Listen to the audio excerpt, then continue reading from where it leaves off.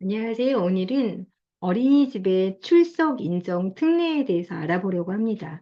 출석 인정 특례라는 것은 어린이집에 출석을 해야 하는데 출석을 못할 경우 출석한 것으로 인정할 수 있는 특례 제도가 있는데요.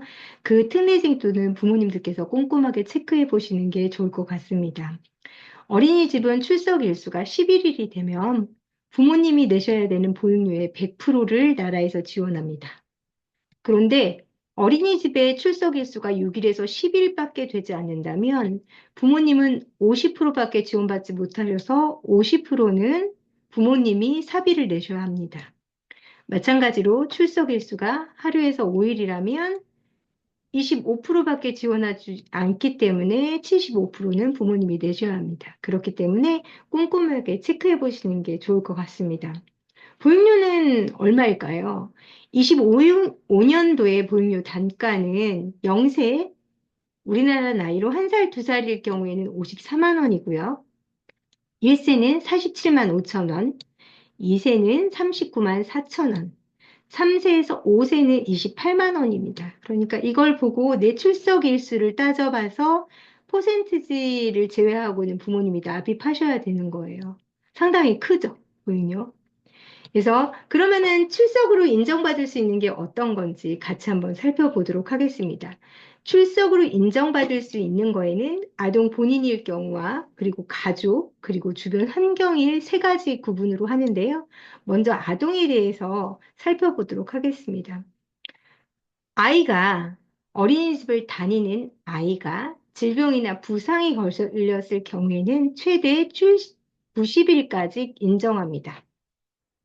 그리고 이거는 한 번 사용한 거는 다음에 다시 생성이 돼서 또 90일이 돼요.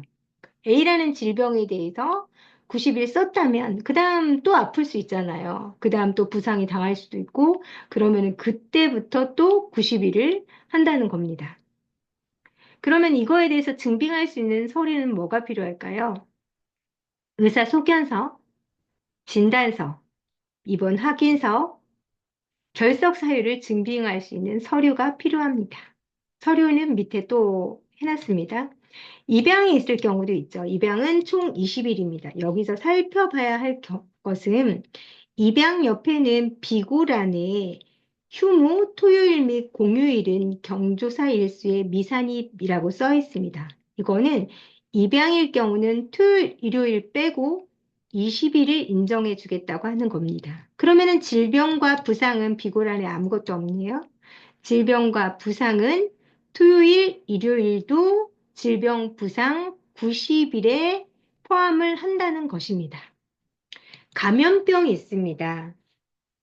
예전에 우리 얼마 작년까지가 어떤 감염병이 있었죠? 맞습니다. 코로나19 있었죠. 근데 올해부터는 코로나19는 해당하지 않습니다. 그럼 올해부터는 뭐가 해당되느냐? 보건소에서 지정하는 모니터링 대상이 된 경우를 얘기하는데요.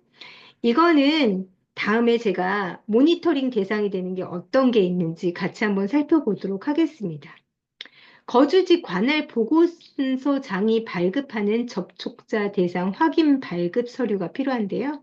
여기에는 모니터링 기간이 명시가 돼 있어야 합니다. 그러면 부모님들이 이제 계속 보면 여기 코드라는 게 있죠. 이 코드가 뭘까요? 부모님들은 상관이 없는 건데요.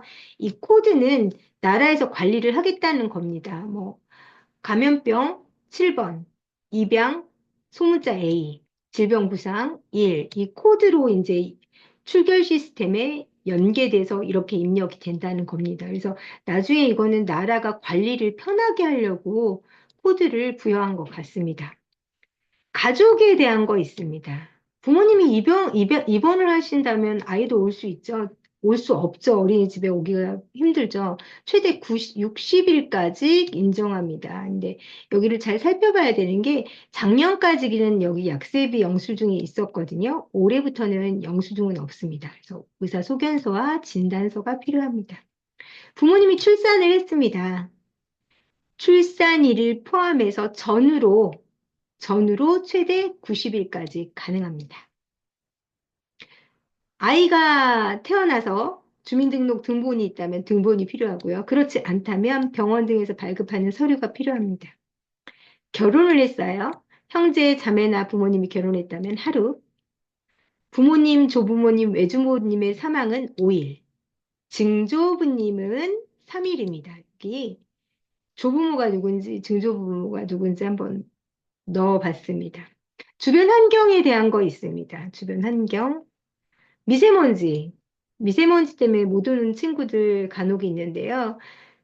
9시부터 시작해서 어린이집 주변이나 혹은 자기가 거주하는 곳 주변에 미세먼지 측정이 나쁨으로 표시됐을 경우 하루를 인정한다고 합니다.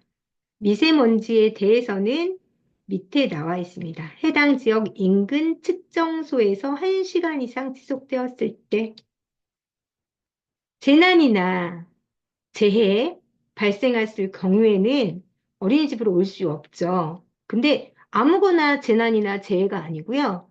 지자체장이 필요하다고 인정했을 경우 인정한 기간만큼 됩니다. 이거는 부모님들께서 특별히 신경 쓸 필요가 없는 게 이미 어린이집이나 기관 등으로 지자체가 먼저 통보를 하죠. 또한 현장 체험 학습이 있습니다. 여기는 좀 잘 살펴봐야 되는 게 현장 체험 학습 되고 외국에를 많이 가는데요. 요즘에 해외여행 많이 가는데요. 올해부터는 최대 30일까지입니다. 해외에서 체류한 기간이 31일째 됐을 때부터는 보육료 지원 자격이 중지됩니다.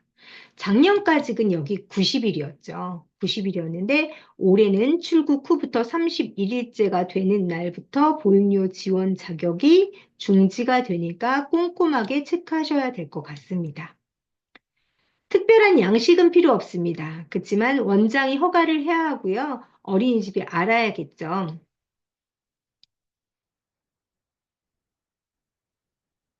어, 이런 모든 관련 증빙 서류는 5년간 보관을 하게 되어 있고요.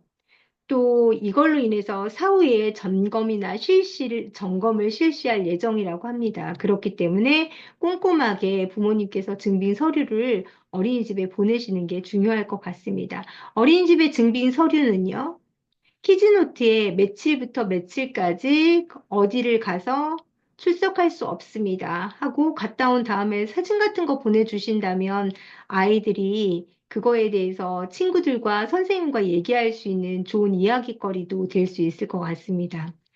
저희 어린이집에서는 증빙자료 이렇게 만들어서 사용하고 있는데요. 한번 볼까요?